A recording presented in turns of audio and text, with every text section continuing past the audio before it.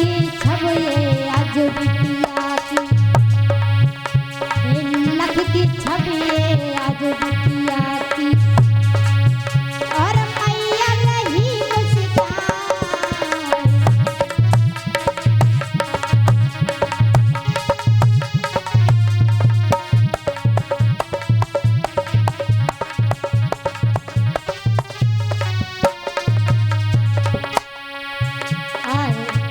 अब तो पार्वती जी दिन दिन सियानी हुई है तो क्या हुआ है, अब तो दिन दिन सियानी,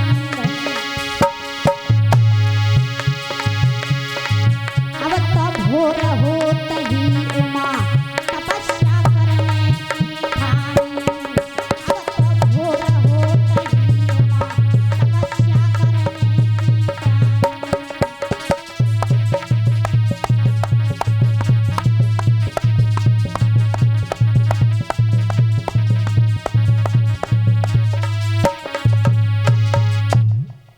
अब तो जैसे ही धीरे धीरे पार्वती मैया सियानी हुई है, बड़ी हुई है, तो अपनी मैया से कहने लगी है, मैया मैया मैं तपस्या करने के लिए जा रही हूँ। मैना मैया कहने लगी, बिटिया तुम हमें छोड़ करके कहाँ जा रही हो? कहने लगी, माँ मैं तपस्या करने के लिए जाऊंगी। तब तक मैया मैना ने राजा हेमांचल को बुलाया और कहा कि हे महाराज, अपने महलों में बुलाया और कहा, आरे महल न आयो भूप, भूप ने पलंग नवायो है।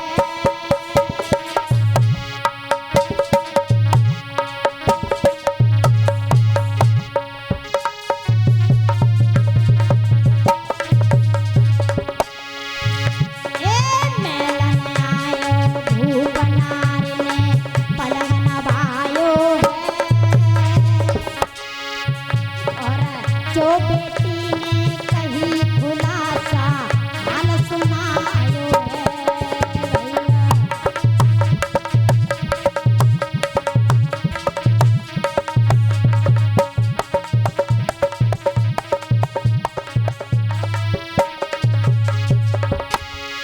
अरे भूप बोलो सुनने वाणी,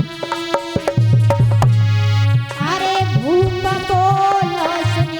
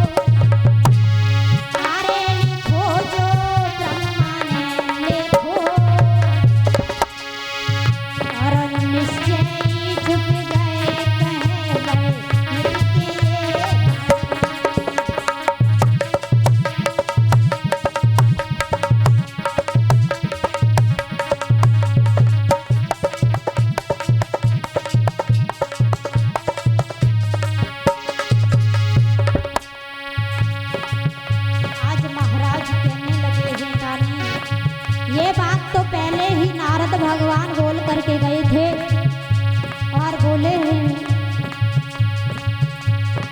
अरे करो अब तुम करो हियो, और पहले सबरी गाठ जन्म लाए बिटिया को दियो, और पहले सबरी गाठ जन्म लाए बिटिया को दियो।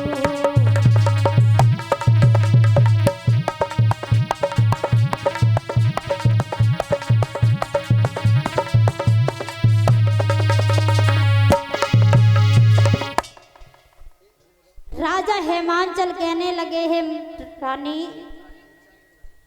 ये बात तो पहले ही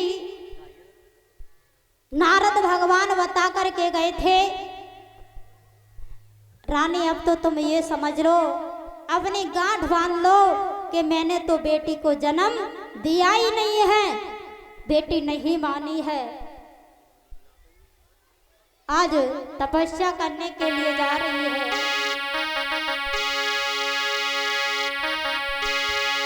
हे हसी उमा सुकुमारी नवाई गई नारी कहा ये पानी, मोई क्यों कर रहे शर्मिंदा रे के मेरे पिता शुभ।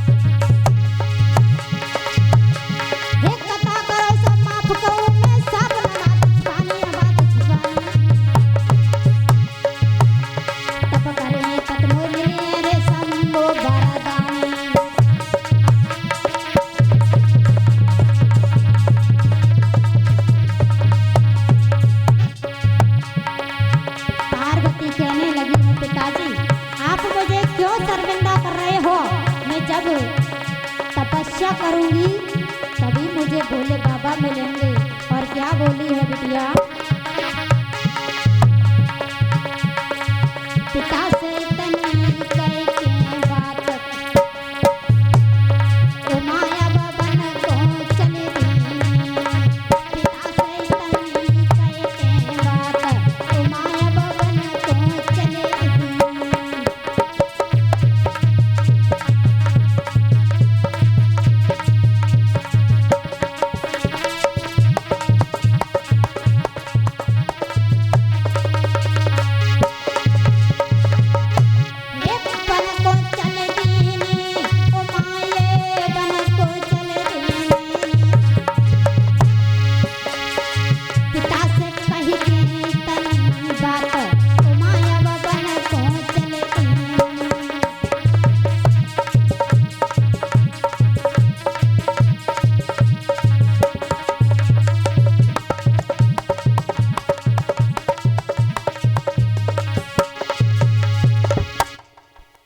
आज उमा किसी की बात को नहीं मानी है और वन के लिए चली जा रही है तपस्या करने के लिए।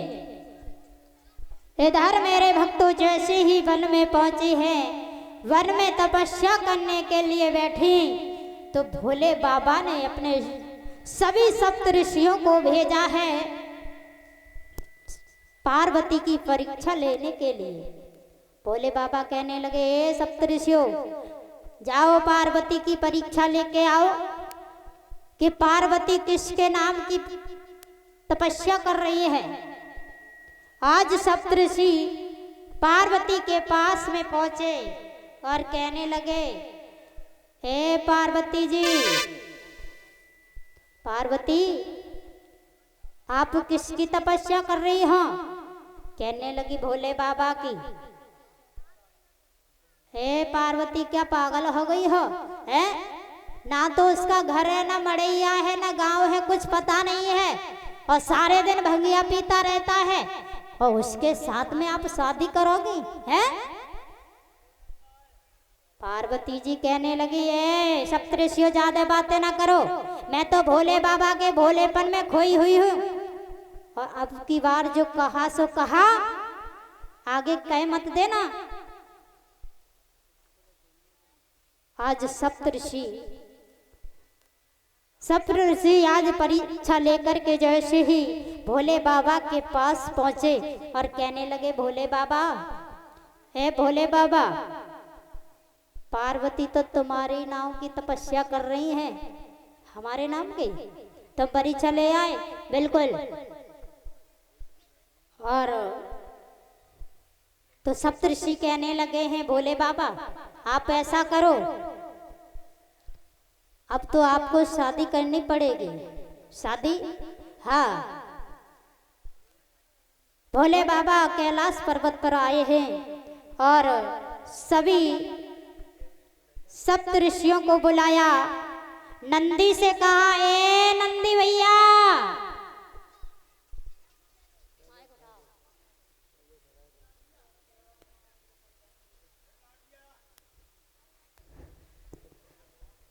ए नंदी भैया, बोलो।